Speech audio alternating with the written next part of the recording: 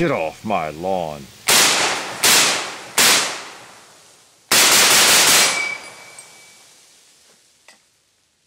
All right, M1 Garand.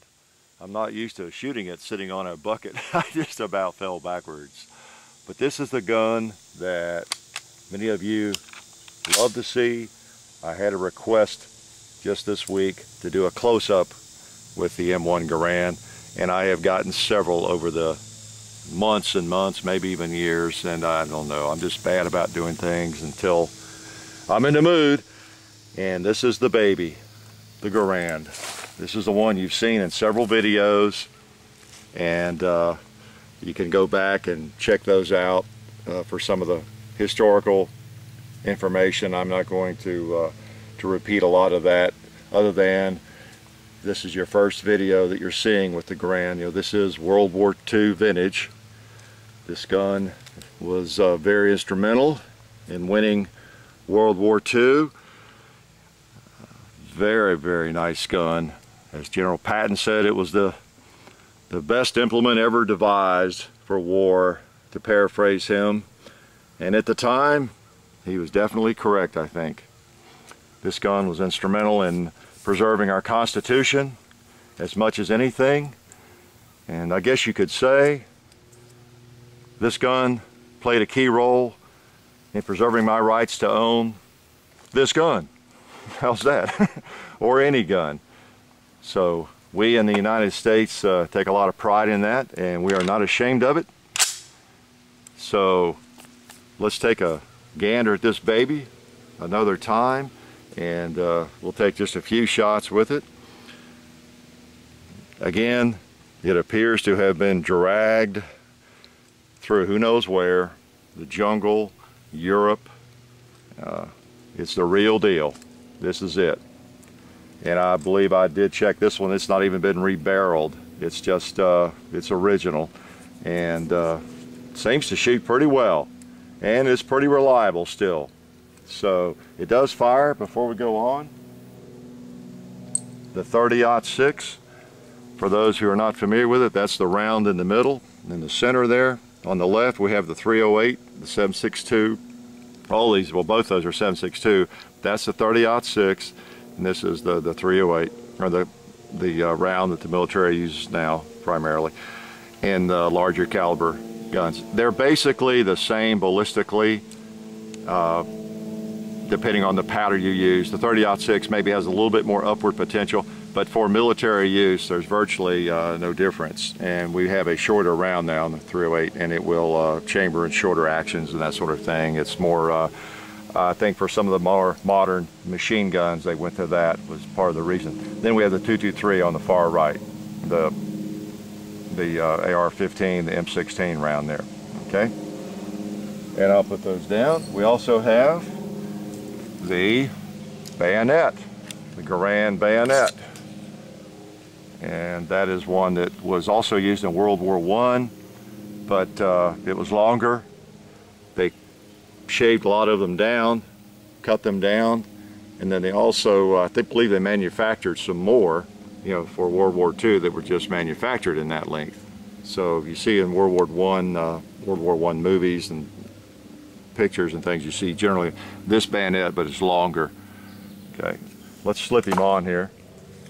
Just again, I think I've done this before, but let's do it again. We are empty. You saw that.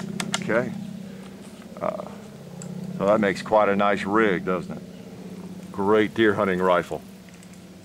So let's give you a close-up. I guess we've given you a close-up of the Garand clip.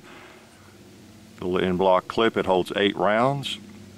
With the Garand, you pop them in there, and you cannot top it off. Not like a gun that we're familiar with that holds, say 10 in the magazine, then you can put 1 in the chamber and end up with 10 plus 1, you know, have 11 rounds in the firearm. With this, you have 8.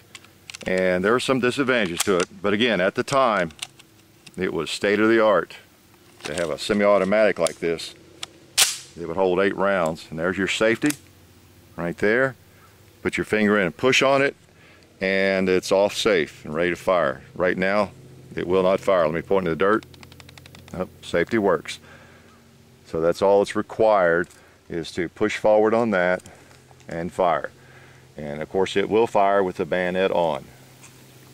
So let's take a couple more shots. Now this is some really challenging long-range shooting for me, but I'm going to try my best. That can has to be, you know, maybe 3 yards there or so, or less.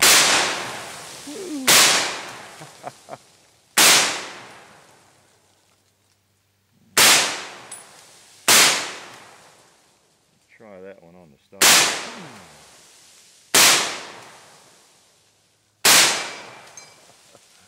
And you saw what happened there on the last shot. The clip ejects from the gun. And what you have to do is put in another one, like this. Put your thumb, finger against the bolt. Go, safety on, and it's ready to go again. So that is, before we fire that last one, I mean, that is quite a piece of work. Beautiful gun in the sense that it has so much history. Often copied and sought after, of course, particularly an original. Gorgeous gun, very powerful gun.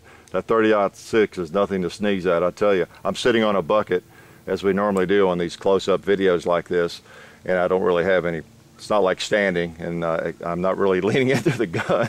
That's why it almost knocked me over on the first shot, which is a lesson too. You know, when you're going to shoot, you want some good support.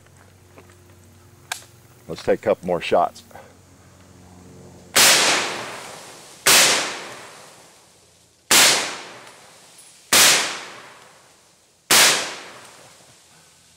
Guess what? We don't want to run out of ammo before we take care of that other watermelon.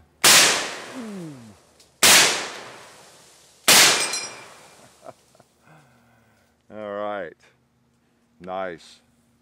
And so you push down on that if you want to close the bolt, the carrier there. What pushes the rounds up. So, nice and oiled, working great.